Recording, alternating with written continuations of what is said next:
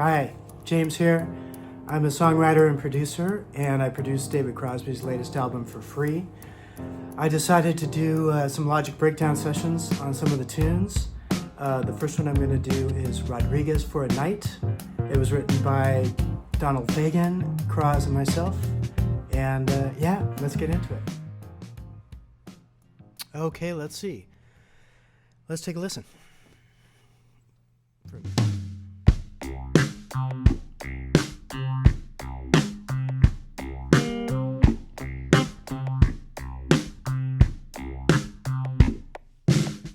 I once rode with an angel through the arroyo called Dry Run, until one day she made it clear that I could never be the one. Then she met. Okay.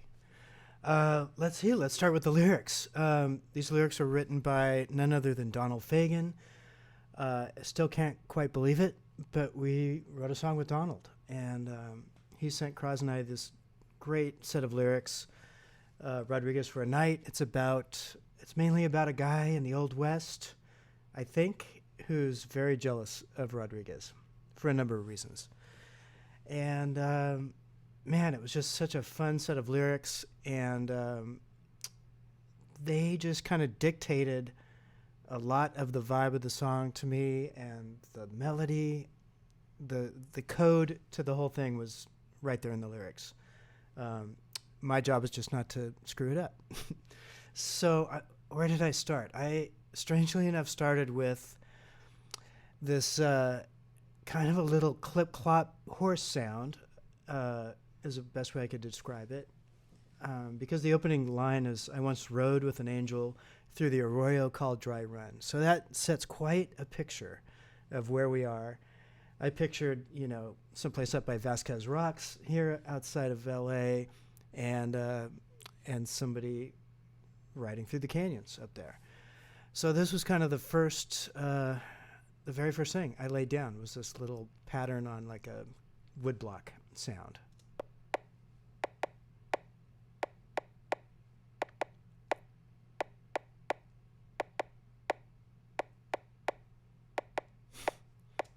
So not a traditional gait for a horse, but it served its purpose for me to get started. And the next thing I came up with, I knew I wanted something to kind of anchor that groove. So I just laid down this clav part in kind of the key I thought that it might end up.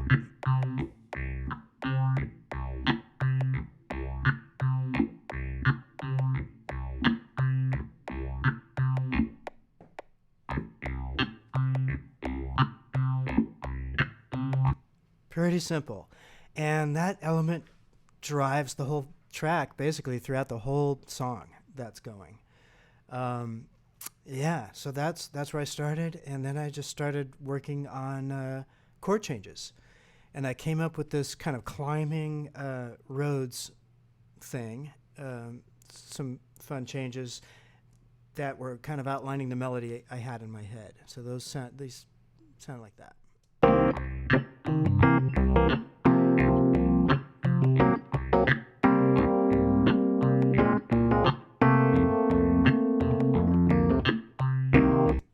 Yeah, so I just loved that kind of climbing line, my thumb is just kind of climbing up.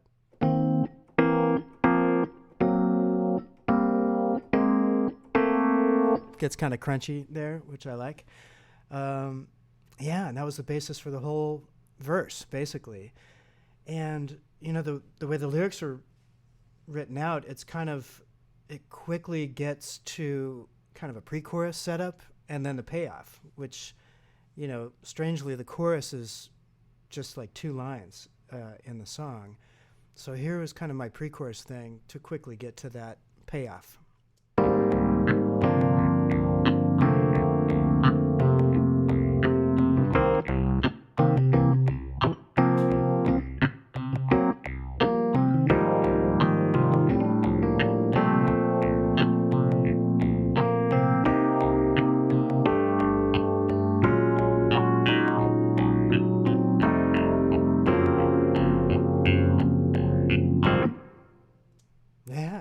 was it. That was kind of the form for the whole verse, pre-chorus, chorus. All happened together, and I was pretty happy with that. That's where I started, and then Croz and I started working on melodies and stuff like that, and gosh, it came together very quickly. It was like, here's just that's those same elements with Croz's vocal on the first verse. I once rode with an angel through the arroyo called Dry Run, until one day she made it clear that I could never be the one. And then she met the outlaw Rodriguez. It was then that her heart took flight. So there's that was what was going on there, and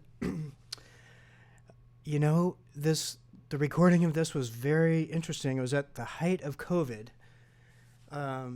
so we had to get creative, and basically all the overdubs and underdubs in some cases were done remotely, starting with Gary Novak's drum track. I sent Gary and our pal Alan Hertz, who recorded Gary's drum track at his studio, Hertzworks, here in LA. I just sent them stems, basically, and I think a scratch vocal, and Gary and just nailed it. Pretty much first take. He knew exactly what it needed, and man, it just came together so quickly after that. And Alan recorded his drums just amazingly well. So here's just kind of the drum tracks with, let's just do it with clav for now. We'll just put that clav part in. No Rhodes. So here's that. I love his intro to this too. It's a tone fill.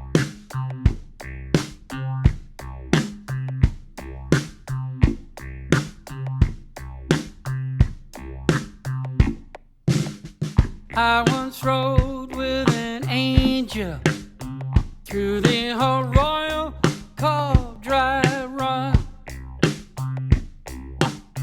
until one day she made it clear that I could never. So yeah, right from the get-go, it's just slamming, because of Gary. And once I had the foundation of that, everything fell into place pretty quickly. That's a great way for me to work. I kind of like getting drums down first, and then starting to arrange and record stuff over that. Of course, it's great to all be in the same room playing, but I'm a bit of a control freak, and I kind of like doing one layer at a time. I know that's not everybody likes to work that way. I like to work that way a lot. So let's see, processing wise, what's going on here? Oh, let me back up. In the mixing process, we mixed this at Sunset Recorders in Hollywood.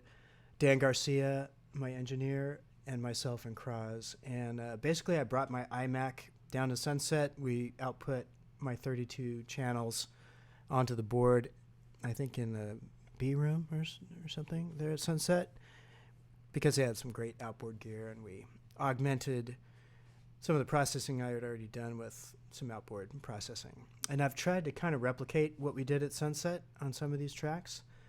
It's not as good, but it'll suffice. It's close. So yeah, like on the clav, I don't know that we did any other processing, but I kind of replicated what I saw on the notes, like an 1176. Basically, got this little revival plugin on there to give it some spank. And yeah, Gary's drums, you know, I just kind of replicated what Dan did, basically. And I looked at the notes, and he had the kick and snare going through, the 33609 plugin. So Nate over there at Sunset sent me the session notes. I was able to kind of replicate some of the settings. Yeah, it just sounds really good. And yeah, not a lot of processing. I think, I think Daniel had some stuff on the drum bus, which I didn't really do here. I have them broken out on different channels, kick on 9 and 10, snare on a different one. Oh, there's a missing EQ. It's all right. It still sounds good. So yeah, there's that. So then getting into the bass track.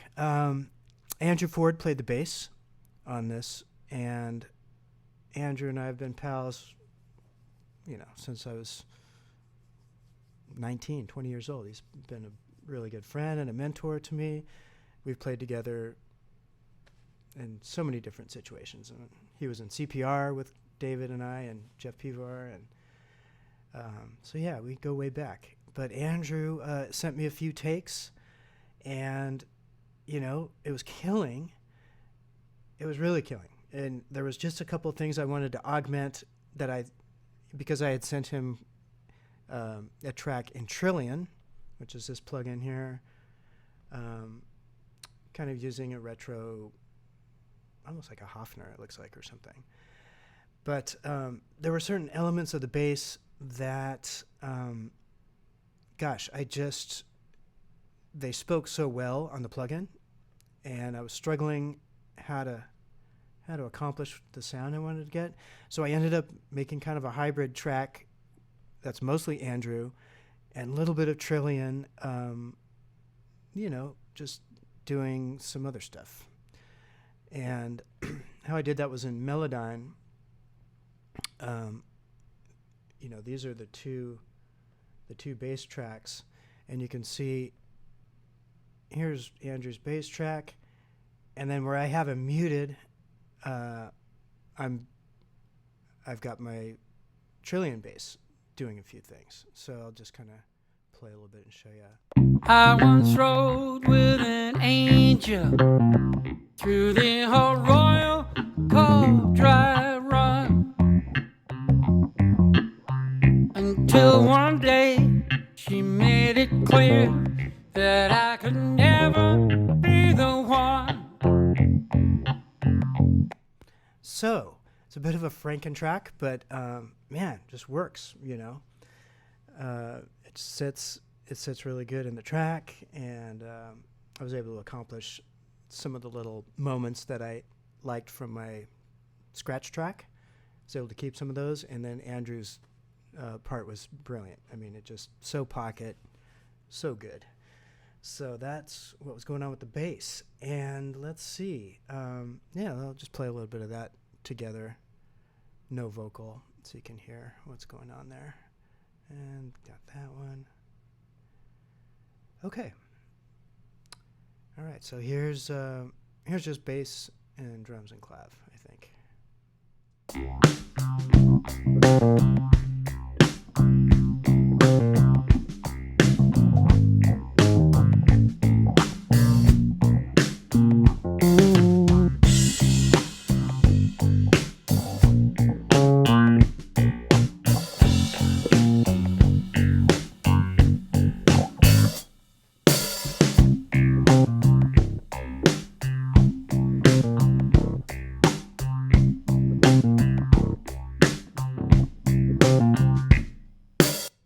Yeah, so you can hear, like, I used the Trillion for those low things just because it had a little nice meaty thing that I liked.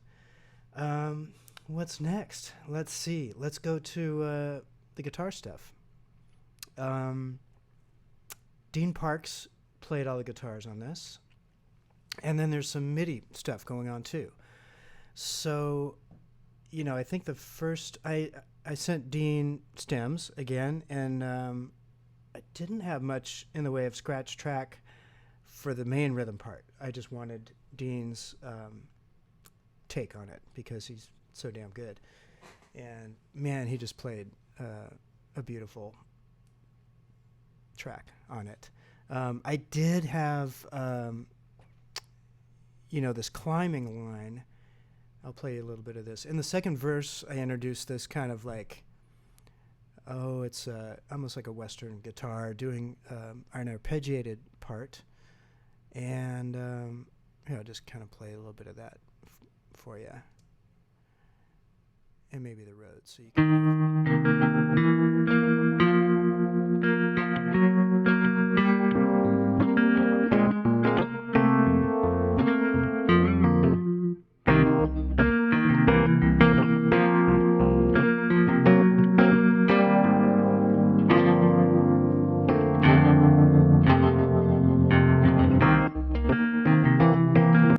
Yeah, I was really happy with that little part. I had originally just programmed it using this Tex, it's called. What's it called? Texas Evolution Texas Twang. It's one of my favorite guitar plugins. And and then Dean took the ball and ran with that, kind of doubling that and augmenting it. But I wanted to play a little bit of Dean's rhythm part just here in the first verse, so you can hear that. Just with drums, I guess. Let's get the drums back in. And a couple of toms, also some claps. Not that one. And bass. So here's what Dean's got going on. I'll take the Rhodes out.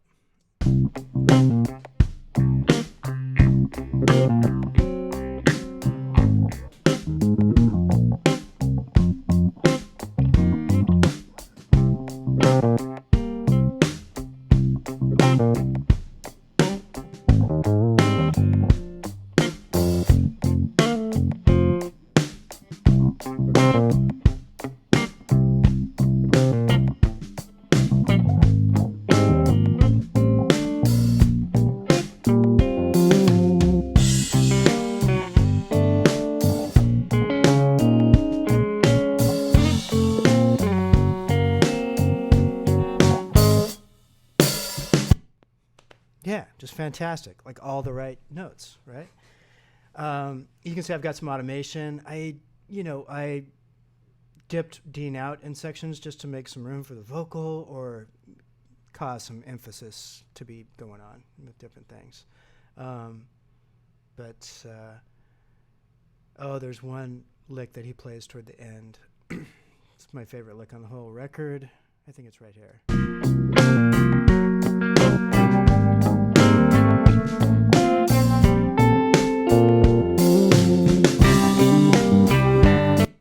Yeah, beautiful. It's just he's a master. So aside from the kind of Texas twang thing going on, there's a moment in the hook where I had kind of a flamenco flourish, I guess you'd call it, that I did on it's again on guitar plug-in, like a nylon guitar. And Dean doubled that and then augmented it with a track he called Olé, which sounds like this.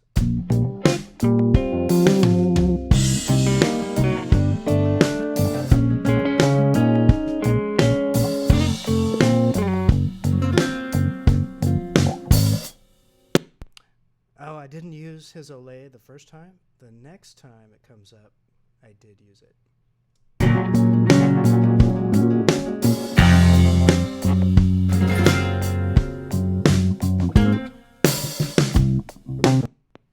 Yeah, so it's kind of hidden in there, but it offers a little bit of some ear candy, I guess, coming after the hook. That comes right on the lyrics, Rodriguez for just one night, or after Rodriguez, I guess. So that's kind of a cool moment. And So let's talk about, the other keyboards. It's basically that clav part and our main Rhodes, and I add a little bit of piano just on the hook, I think.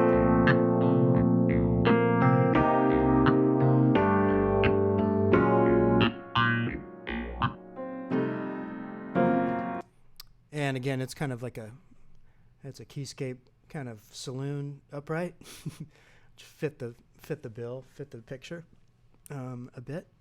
And so there's the keyboards. Let's talk about the horns. So you can hear the horns come in on this after the first, well, I guess their first entrance is in the hook, doing kind of it's an homage certainly to Donald's horn writing, because it's a couple of tenors, flugelhorn.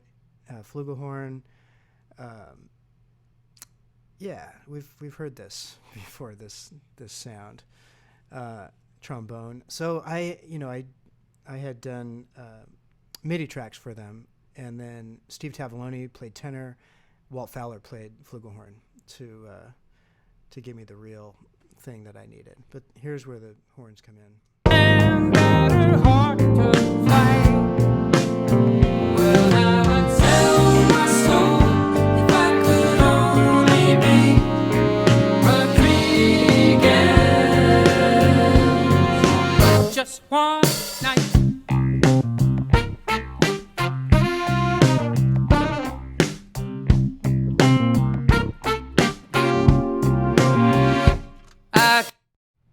Yeah, so I was really happy that the arrangement worked, especially once I got Tav and Walt on there. It just brought everything to life.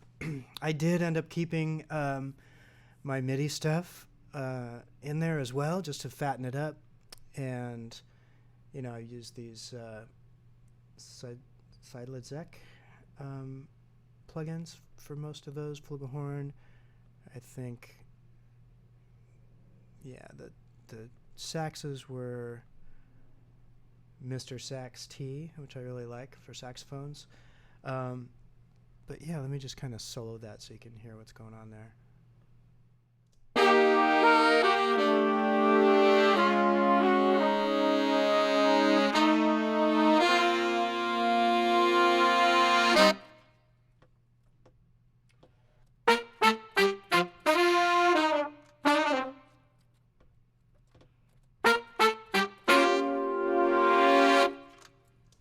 So you can see where I've bumped up the automation here.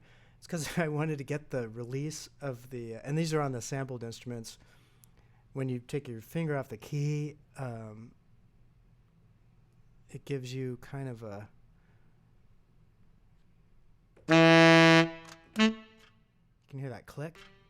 No, you can barely hear it, but that's why I had to bring it up. It's basically letting go of the keys, and it was a happy accident. It just kind of happened on a beat. And I really wanted to augment that.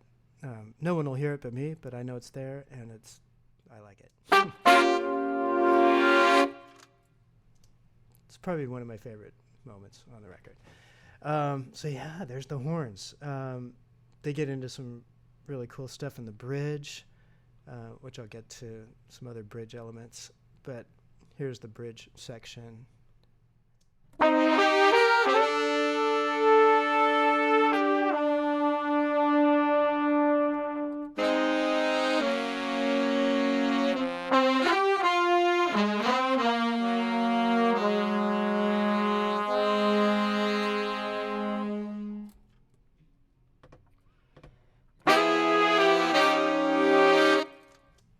Fantastic. Yeah, you use the best guys in the business, that's what you get. Sound like that.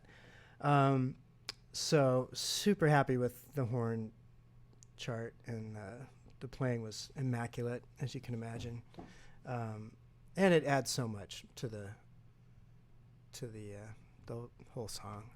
I'll just play a little bit of the bridge. This goes on kind of a harmonic departure, I guess you'd say. But here's the sound of the bridge here. For just one night,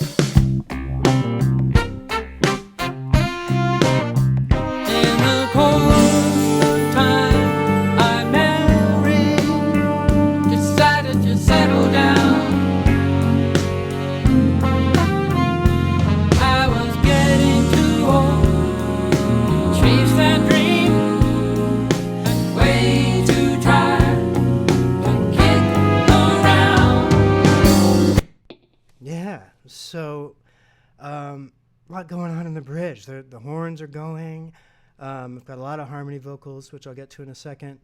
I think this is the only place maybe where the clav gets off of that that thing, and it kind of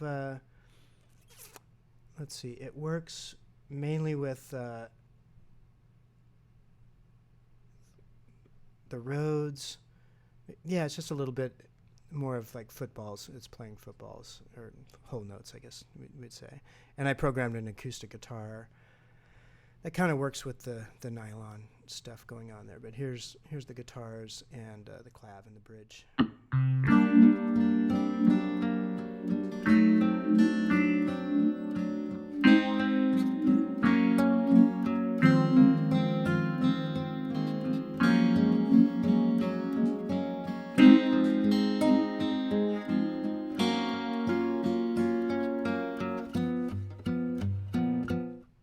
Yeah.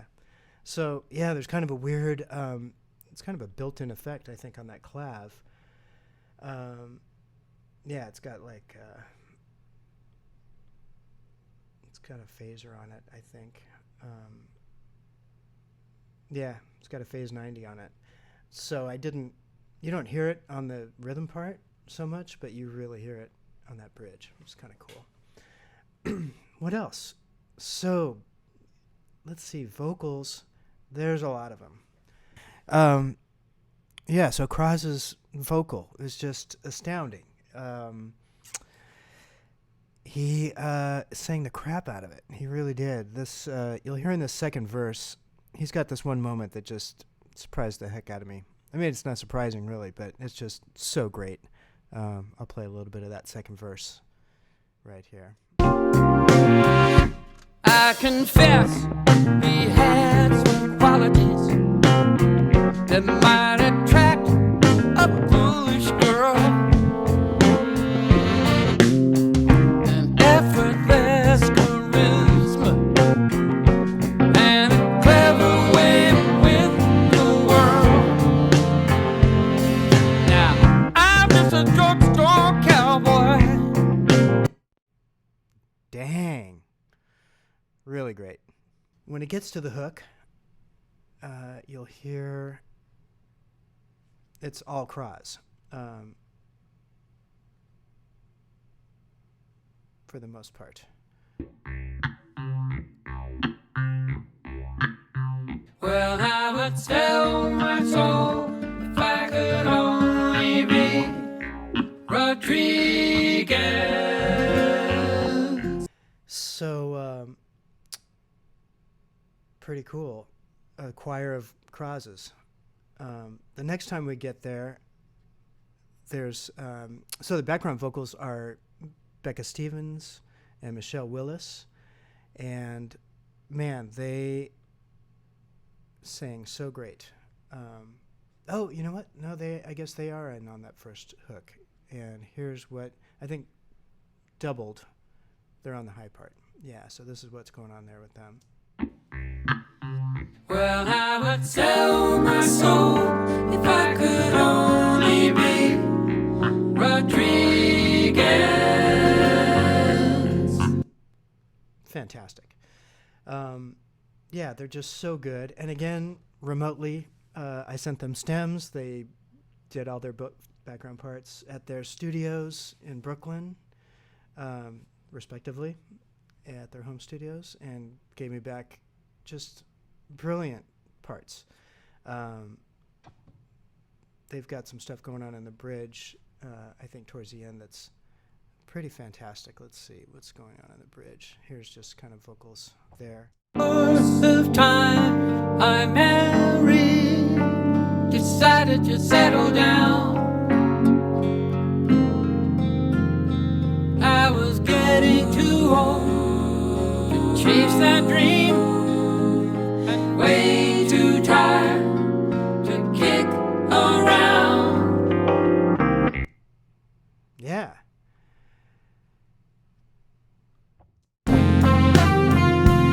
I was getting too old to chase that dream, and way too tired to kick around. So that leads us to the guitar solo, which I actually played on, again, on Texas Twang. It was mainly maybe going to be a scratch, but Croz and I just thought, it kind of works well. So we kept it.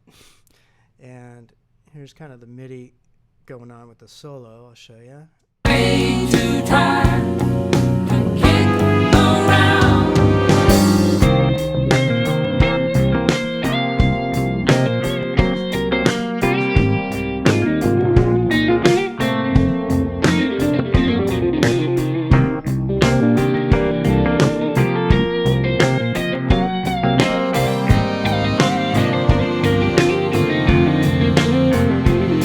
But if the devil So these green squigglies down here are the whammy bar.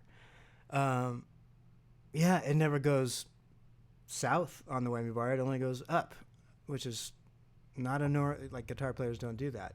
But it still sounds right somehow. I don't know.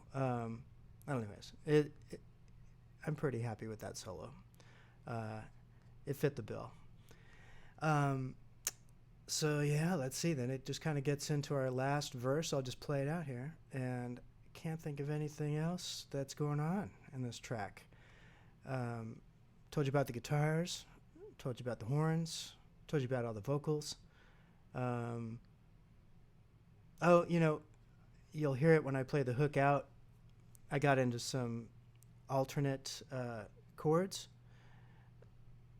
It's kind of a turnaround, and I didn't want to play the same chords, so I did like a kind of reharmonization or something on that. You'll hear it. Here we go. But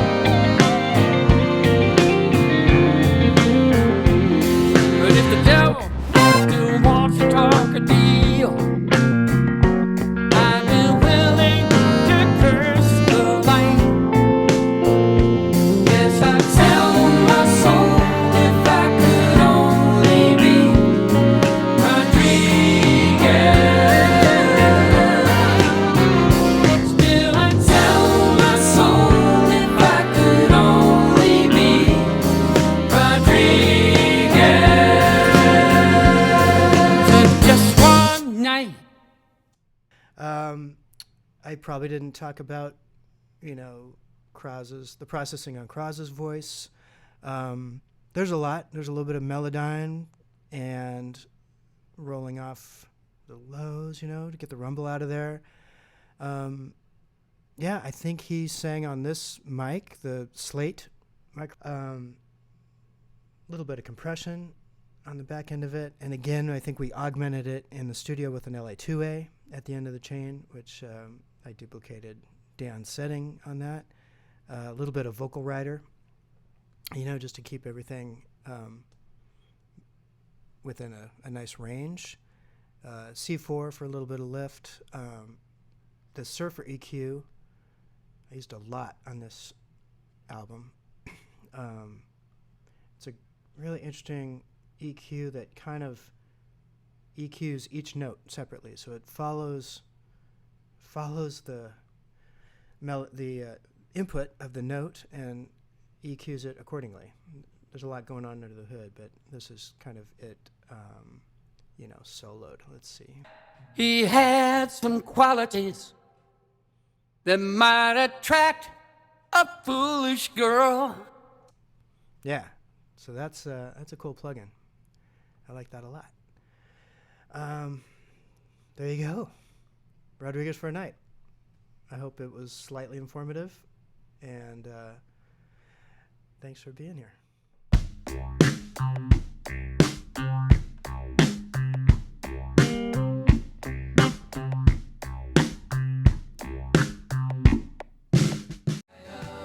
Hey, don't forget to subscribe to my channel, and I'll have some other Logic breakdowns coming up pretty soon. Bye. How does the love light shine from so high?